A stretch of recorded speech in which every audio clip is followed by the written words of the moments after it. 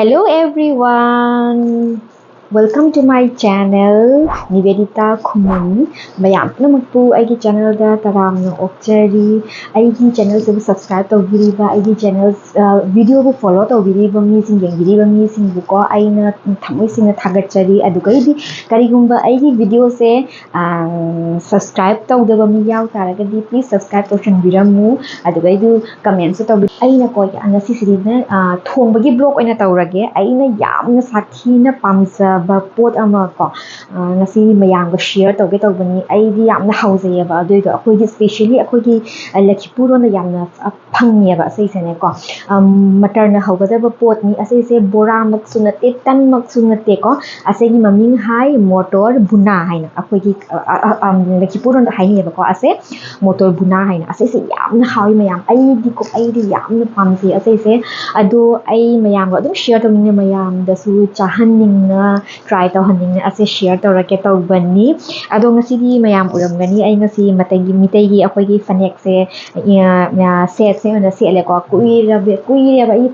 set ba mapanda laibanina set pi occasion ga fangdena ko ado ngasi di sending ak pa haibado ado na ngasi di set le ai ready oire khara I am sure ki mayam out of 199% midi aina hozik haugadaba pot se pamgani yamna crispy oi adugai di ko sinju ga su chabada su yamna hawi chaga thakera changang chaga thakera natraga chaka loina na chagera sandagi evening snacks oina chagera yamna hawi ba ko asegi pot se asida mathau ta doi se ko motor mathau tarani adugai di besan adugai di moida kitang mathau ta ya ba ko atai di kaisung mathau ta di adoi di fare mayam makha taba yengminasi ai kamai na motor buna hawi haibado mayam ga dum share tawbirake please mayam aigi video se yengbiriba mayam ko amuktang di aina hujik butoriba recipe se amuktang di mayam try tawbiu matar se ko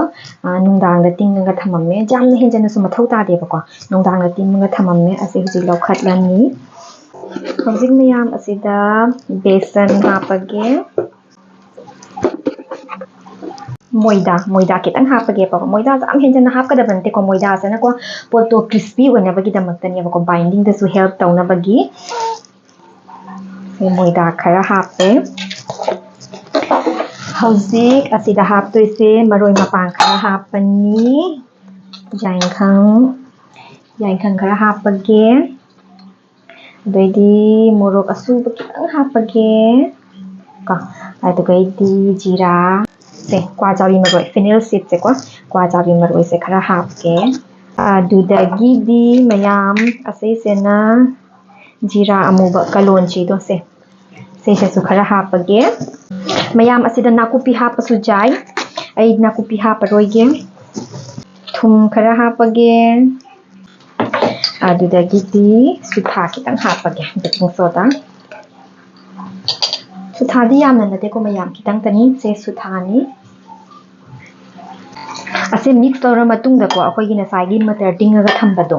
ngarang nungdang gi timam bani ba ko mayam ne matar se nungdang gi tingda tara ga su ko ayukta kadongni habada ne chaba gi he 1 hour mamang da kari tawni pung ama mamang da ko ising asaba da ne ko tingjhala ga thamo ba ko ado su ya bani mayam kana mix tawrage mayam ising se ko kitang happy ba jam henjana mahi lang ba su ya de yam henjana mahi lang di ko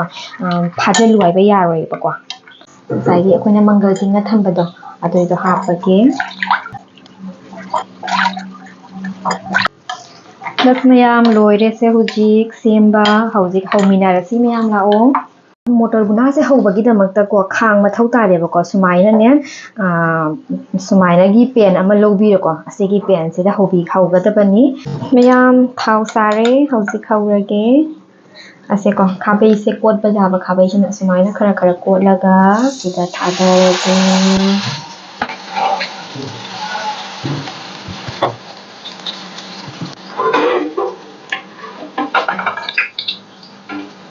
mayam ai na sai kwa chari maroi hapibado mayam hauba matam da kwa chari maroi leita tara su ko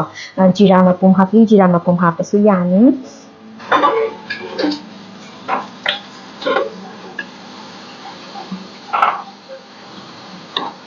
mayam se lagi hauba loire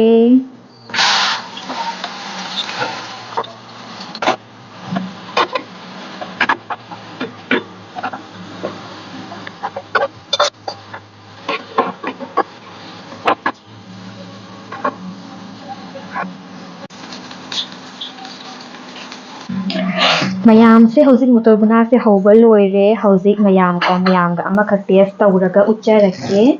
se yengo de aina na sai jira amuba hapkhibado se duga gidi se na kaino kwa sabi maroi do se horen chabada ko se ki bite lak pare am gi matik ta hawi habida mayam ko ha mu tawe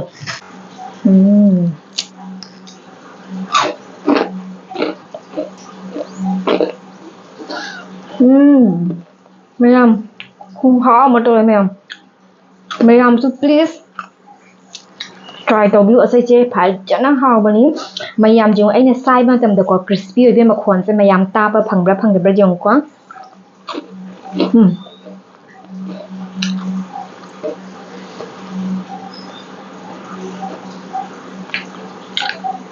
ấy sẽ huji lunch ta cha cái tàu ini Hawaii or hona mà thua nghe bà coi thế amir tiền mà mel ni ada ấy sẽ motor buna sẽ cha rồi ni nha Mayam try hiểm ta sẽ cha bà hầu vậy đi có Mayam cha nó lên chừng ấy cha nó lên khá là hào còn heavy cái body cái tăng quay heavy body cái tăng quay hai bát đi cái nào thao giờ hầu vậy na quả nó mà cái cha bạn sẽ ngasai nhá qua cha bị mà rồi hấp khi vào đó jira amu bị hấp khi vào đó rồi bite lâu vào đó còn cái hào này Mayam please asigi recipe se Mayam so please try taubing Mayam soidana pam gani karingbo Mayam ai se recipe se try tauba ta di pam ba ta ra di ko ai asigi video sida la aga amukka Mayam please comment taubirau natraga ai Instagram da su DM taubirau